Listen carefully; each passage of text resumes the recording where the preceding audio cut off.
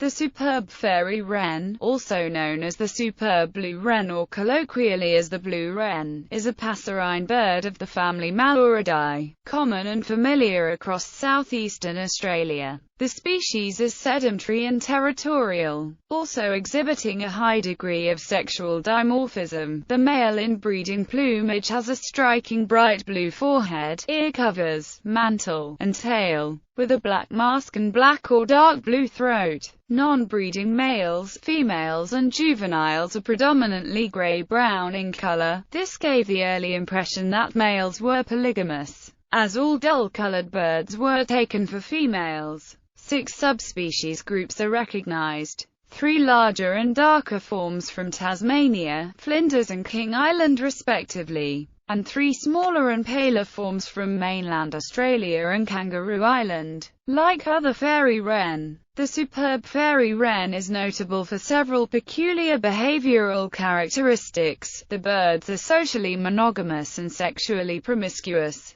meaning that although they form pairs between one male and one female, each partner will mate with other individuals and even assist in raising the young from such pairings. Male wrens pluck yellow petals and display them to females as part of a courtship display. The superb fairy-wren can be found in almost any area that has at least a little dense undergrowth for shelter, including grasslands with scattered shrubs, moderately thick forest, woodland, heaths, and domestic gardens. It has adapted well to the urban environment and is common in suburban Sydney, Canberra and Melbourne. The superb fairy-wren eats mostly insects and supplements its diet with seeds. Taxonomy. The superb fairy-wren is one of 12 species of the genus Malurus, commonly known as fairy wrens, found in Australia and lowland New Guinea. Within the genus, the superb fairy-wren's closest relative is the splendid fairy-wren. These 2 blue wrens are also related to the purple-crowned fairy-wren of northwestern Australia. William Anderson, surgeon and naturalist on Captain James Cook's third voyage, collected the first superb fairy-wren specimen in 1777 while travelling off the coast of eastern Tasmania, in Bruny Islands Adventure Bay. He named it Motacilla cyane because its tail reminded him of the European wagtails of the genus Motacilla. Anderson did not live to publish his findings, although his assistant William Ellis described the bird in 1782. The genus Malurus was later described by Louis Jean-Pierre Vieillot in 1816, giving the bird its current scientific name.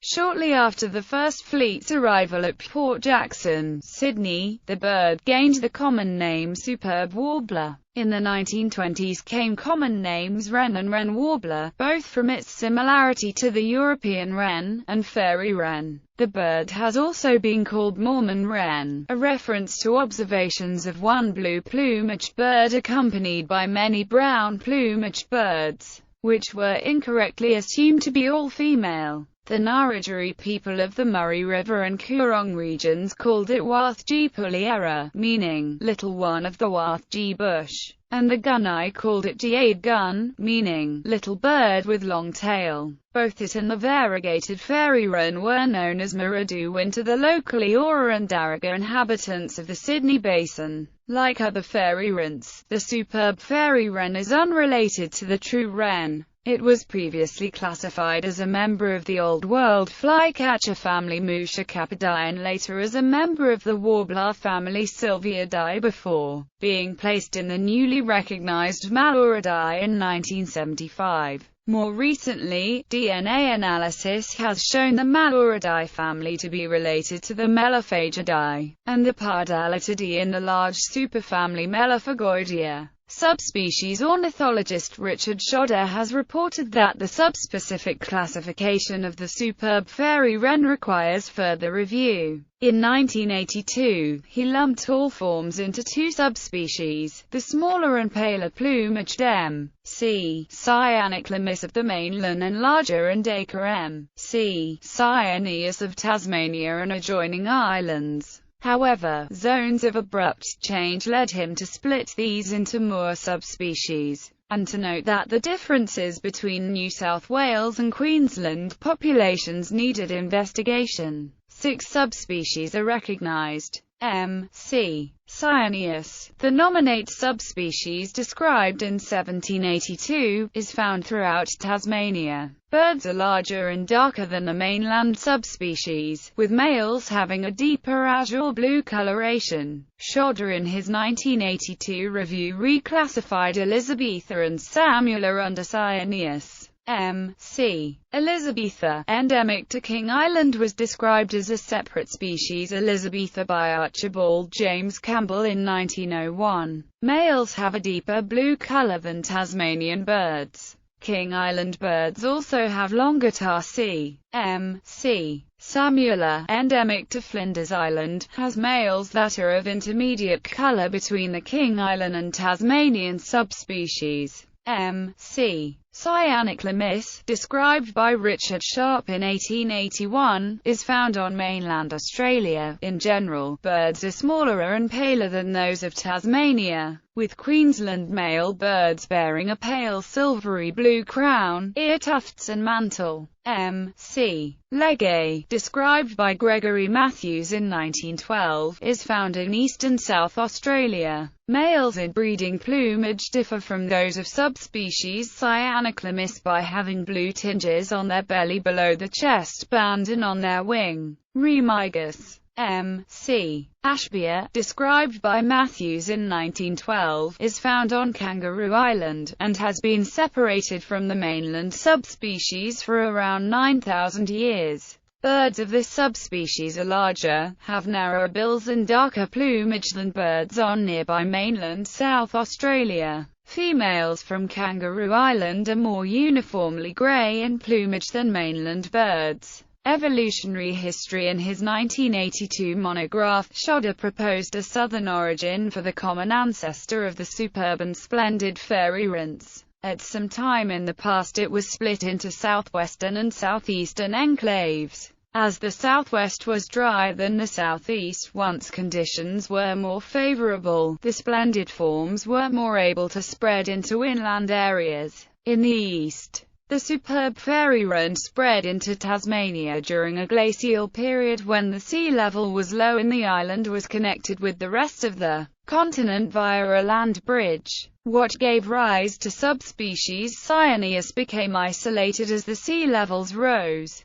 The base strait forms were isolated from Tasmania but more recently, and so their subspecific status was not maintained. Further molecular studies may result in this hypothesis being modified. Description: the superb fairy-wren is 14 cm long and weighs 8 to 13 grams, with males on average slightly larger than females. The average tail length is 5.9 cm, among the shortest in the genus, averaging 9 mm in subspecies cyaneus and 8 mm in subspecies cyaneus. The bill is relatively long, narrow and pointed and wider at the base. Wider than it is deep. The bill is similar in shape to those of other birds that feed by probing for or picking insects off their environs. Like other fairy-wrens, the superb fairy-wren is notable for its marked sexual dimorphism, males adopting a highly visible breeding plumage of brilliant iridescent blue contrasting with black and grey-brown.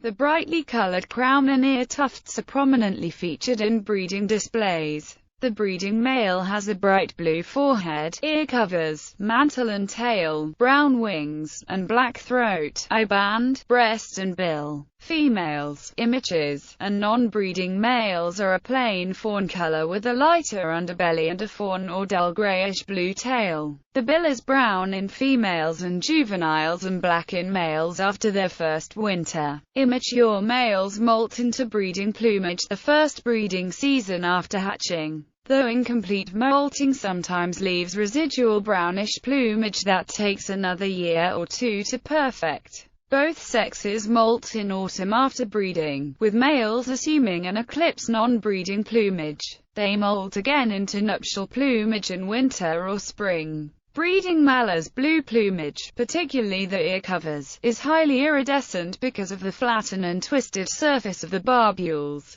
The blue plumage also reflects ultraviolet light strongly, and so may be even more prominent to other fairywrens, whose color vision extends into this part of the spectrum. Vocal communication among superb fairywrens is used primarily for communication between birds in a social group and for advertising and mobbing, or defending a territory. The basic, or type 1, song is a 1 to 4 second high-pitched reel consisting of 10 to 20 short elements per second. It is sung by both males and females. Males also possess a peculiar song-like type 2 vocalization, which is given in response to the calls of predatory birds, commonly gray butcher birds. The purpose of this behavior, which does not elicit a response from other nearby wrens, remains unknown. It is not a warning call, but in fact gives away the location of the vocalizing male to the predator. It may serve to announce male fitness, but this is far from certain. Superb fairywren's alarm call is a series of brief sharp chits, universally given and understood by small birds in response to predators. Females also emit a purr while incubating. Strangely, the bird appears to also use song as a password for its chicks to give it a chance to avoid cuckoo parasites. Various views and plumages.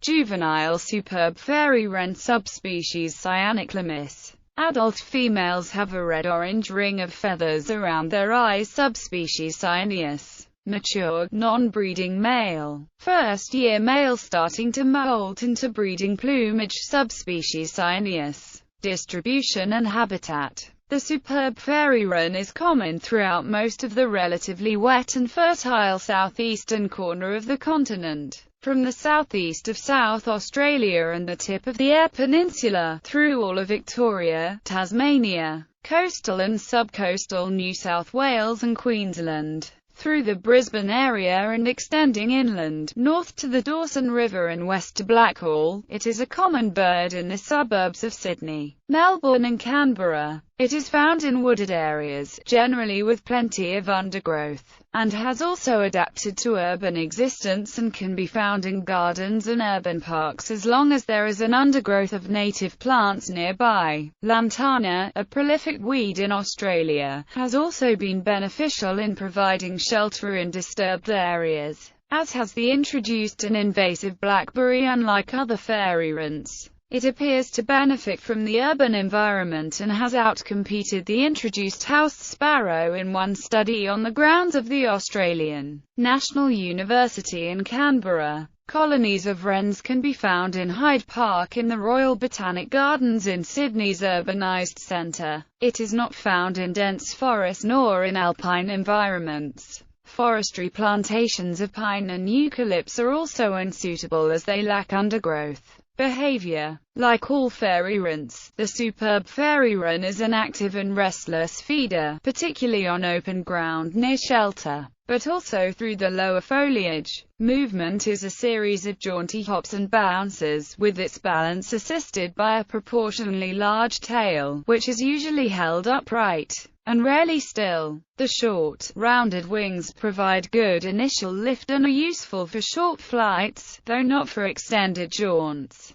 During spring and summer, birds are active in bursts through the day and accompany their foraging with song. Insects are numerous and easy to catch, which allows the birds to rest between forays. The group often shelters and rests together during the heat of the day. Food is harder to find during winter, and they are required to spend the day foraging continuously. The superb fairywren is a cooperative breeding species, with pairs or groups of 3 to 5 birds maintaining and defending small territories year-round. The group consists of a social pair with one or more male or female helper birds that were hatched in the territory, though they may not necessarily be the offspring of the main pair. These birds assist in defending the territory and feeding and rearing the young. Birds in a group roost side by side in dense cover as well as engaging in mutual preening. Major nest predators include Australian magpies, butcher birds, laughing kookaburra, currawongs, crows and ravens,